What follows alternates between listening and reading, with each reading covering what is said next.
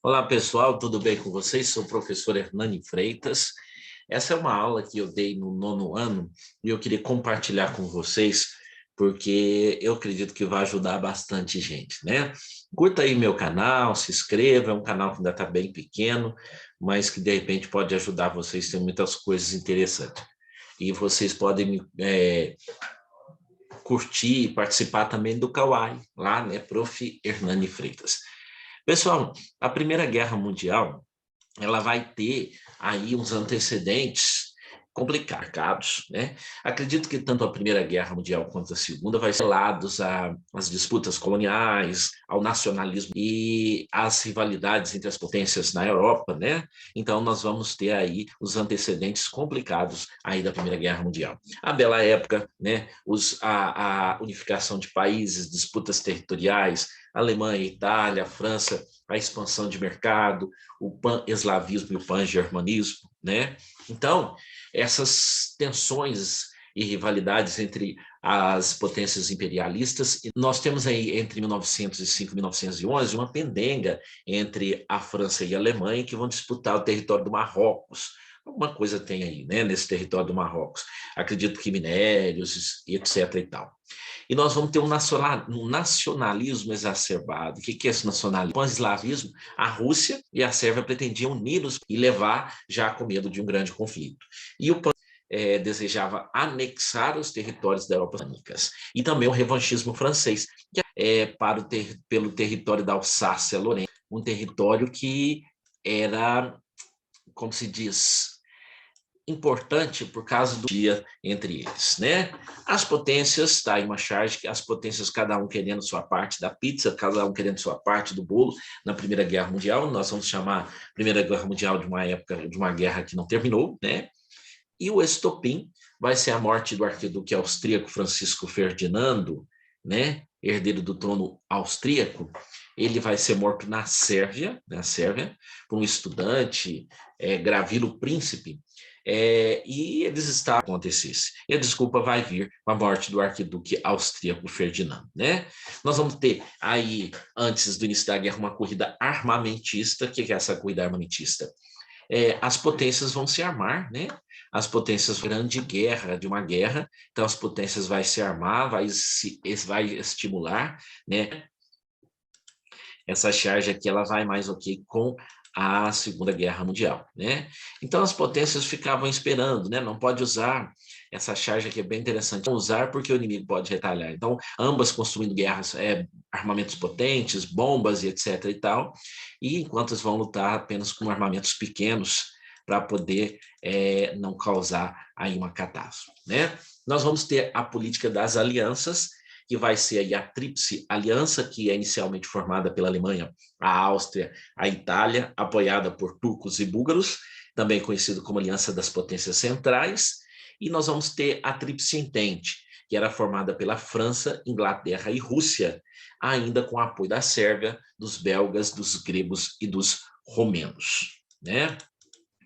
As principais fases do conflito da Primeira Guerra Mundial, nós vamos ter de 1914 a 1915, é marcada pelas guerras relâmpagos, né?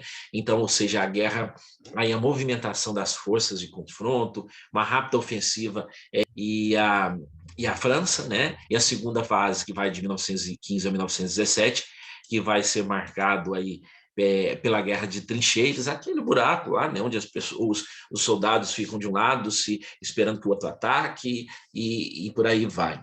E as trincheiras entre a Bélgica, a França e a Alemanha. E aí vai ser marcada pela entrada dos Estados Unidos nessa Primeira Guerra Mundial, né?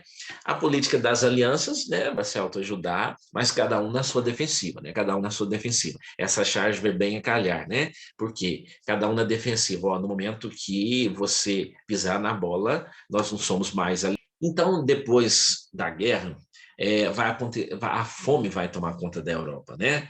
Então, na Europa, a população vai enfrentar a fome. Na Alemanha, por exemplo, era difícil comprar carne, ovos, cereais, manteiga, batata, né?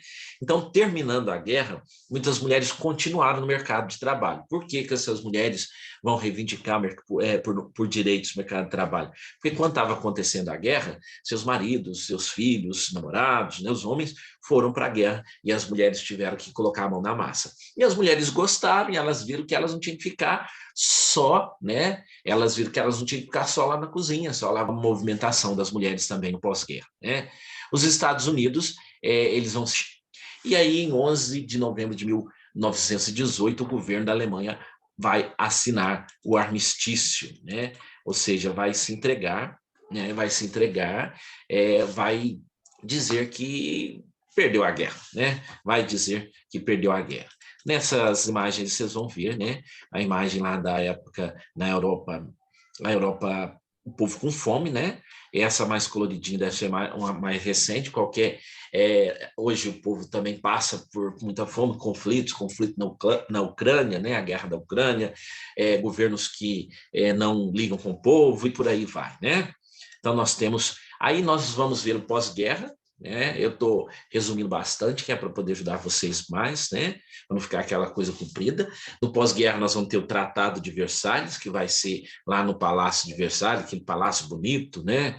Onde morou, o Palácio do Tratado de Versalhes vai ser o principal local e que vão definir os culpados da guerra. Claro que a Alemanha vai levar a culpa, a Alemanha e seus aliados, né? A Alemanha vai ter que devolver a região da Alsácia-Lorena à França, a França vai bater palminha, a França vai achar bom, porque ela estava querendo a região da Alsácia-Lorena, né? Ela vai ceder alguns territórios da Bélgica, alguns territórios para a Bélgica, para a Dinamarca, Polônia, vai ter que dividir seu império colonial entre franceses e ingleses e vai ter que pagar uma indenização muito alta para os países bilionários, né? Para os países vencedores. Em 1917 vai acontecer a Revolução Russa. No entanto, a Rússia vai sair da Primeira Guerra Mundial por causa da Revolução Russa, né? Vai se instituir na Rússia o Estado socialista. Para alguns, esse Estado socialista representou aí mudanças profundas da sociedade, para outros nem tanto. A Rússia contava com um território de 22,4 milhões de quilômetros quadrados. Para quem não sabe, a Rússia e na Ásia. Então, a Revolução Russa tem lá Karl Marx, Lenin, Stalin, é muita coisa boa, viu? Vale a pena quem gostar de história e buscar e ler um pouco sobre. Então, o czar russo, o czar significa César, né? Significa César lá na antiga Rússia, e nós vamos apenas com o apoio da nobreza, sobretudo a nobreza rural, e os membros do alto clero da Igreja Ortodoxa. Então, a maioria dos camponeses era pobre e o trabalho era servil, né? Ou semi-servil. E o imperador, ele começou a se industrializar apenas em 1894, enquanto a Inglaterra, por exemplo, começou lá a fazer o processo de industrialização lá em 1720, 1700 e pouco, né? E depois com o auge da Revolução Industrial, que é outro para outro momento. Então, no século XIX, surgiu aí o Partido Social Democrata, fundado em 1898, inspirado no marxismo de Karl Marx, e em 1903, divergências dividiu o partido em dois. Aí nós vamos ter mencheviques e bolcheviques.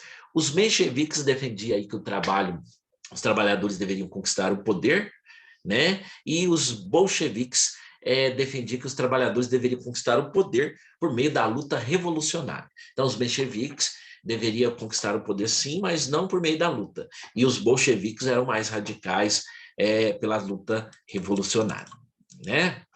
Então, tá aí, a Rússia participa da Primeira Guerra, né, por causa da Revolução Russa. Então, Lenin e Trotsky, né, partiram para o confronto contra o governo provisório. Então, Lenin vai se tornar o presidente. Antes de Lenin e Trotsky, o czar vai renunciar devido à pressão, né, que ele vai tomar algumas decisões de imediato. Por exemplo, o poder e o Partido Comunista, em 1922, Partido Comunista. E nesse mesmo ano, olha que legal, isso é muito importante, em 1922 vai ser formada a URSS Éticas, vai ser formada a União Soviética, que só vai ter, né? Lembrando que Lenin vai retirar os soldados da Primeira Guerra Mundial, por isso que um presidente aí provisório.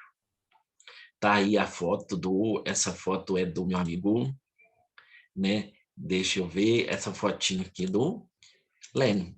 né? A fotinha do Lenin tá aí, ó, bonitinho. Então, isso é um pouquinho da crise da Revolução Russa. A crise americana é a crise de 1929, que vai ser no período entre guerras, né? O período entre guerras, esse período nós estamos falando que é do final da Primeira Guerra Mundial, 1919, até 1938, que é esse período de reconstrução étnica. Em 1920, as indústrias americanas estavam a todo vapor, porque elas só entram na guerra no final, né, na Segunda Guerra também, né? Ela vai, em 1920, os Estados Unidos vai ter concentrado nas suas mãos 50% de toda a produção industrial, de toda a riqueza mundial, estava nas mãos dos Estados Unidos. E aí a população, que existe até hoje, todos nós sabemos, né? Principalmente aqueles lixos que o pessoal joga lá, sai uma nova televisão, alguma coisa nova, eles compram outra, eles põem lá no lixo para quem quiser pegar. Então, nós vamos ter o chamado American Way of Life, ou seja, o estilo americano de viver, né? Mas, por outro lado, vai surgir intolerância nos Estados Unidos, né? O racismo que nunca vai acabar, aquela divisão entre brancos e negros, né? Quem tem acompanhado atualmente vai ver aqueles conflitos que policiais matam negro e coisa e tal, né? E vai ter também, nós temos o exemplo lá do Ku Klux Klan, que é uma organização homofóbica e por aí vai, né? Então, essa crise de 1929, que é interessante também vocês estudarem para o vestibular, essa crise de 1929 vai ter uma superprodução nos Estados Unidos e a Europa vai se recuperando e com a guerra, a Europa vai ter que se reconstruir, né? E depois da guerra, a Europa não tem dinheiro, ela vai parar de comprar. Então, mas os Estados Unidos não param de produzir. Então, os Estados Unidos vai produzindo tanto que, em 9 de outubro de 1929, vai ocorrer a quebra da Bolsa de Valores de Nova York, das principais bolsas do mundo, onde era negociado tudo, né? Então, tinha-se muita mercadoria, mas não tinha quem comprasse. E aí vai haver um estouro, vai atrapalhar o Brasil com o nosso café, né? O Brasil vai falir um monte de fazendeiro aqui no Brasil e vai quebrar o mundo inteiro a Bolsa de Valores. Quem não tinha dinheiro, então vai ser eleito nesse período o Franklin Roosevelt, né? Então o Roosevelt vai criar aí o New Deal, que vai ser um novo acordo que vai ser apoiado ou baseado nas ideias, né? O John Maynard Keynes, ele vai preparar aí essa recuperação dos Estados Unidos. O que vai ser essa recuperação? Vai ser que o governo vai investir dinheiro, né, dos cofres públicos, o governo vai, por exemplo, criar obras públicas, vai dar seguro-desemprego, e o governo também, eles vão, né, dar dinheiro aí para o povo, para o dinheiro voltar a circular nos Estados Unidos. Isso vai acontecer no período entre guerras.